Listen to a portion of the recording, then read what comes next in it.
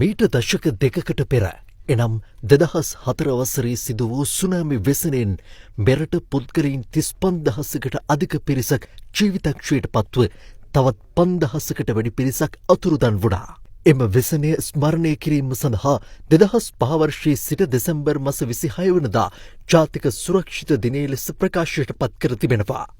මෙවරද ජාතික සුරක්ෂිතතා දිනය දිස්ත්‍රික් මට්ටමින් දෙවයින පුරා පැවැත්වීමට කටයුතු සංවිධානය කර ඇති අතර ප්‍රධාන සැමරුම් උත්සවය පැවැත්වෙන්නේ ගාල්ල පෙරෑලිය සුනාමි ස්මාරකය අභියසදී.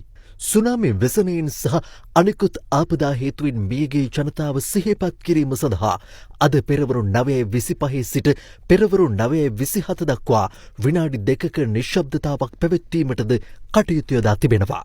මේ අතර සුනාමි ඛේදවාචකයේ අවස්ථාවේ පෙරෑලිය දුම්රිය ස්ථානයේදී අනතුරටපත් මගීන් සහ දුම්රිය සේවකයන් සිහිපත් කිරීම සඳහා අද පෙරවරු 6:30ට මර්දානයේ සිට මාතර බලා විශේෂ දුම්රියක් ධාවනය කිරීමට දුම්රිය දෙපාර්තමේන්තුව කටයුතු කර තිබෙනවා.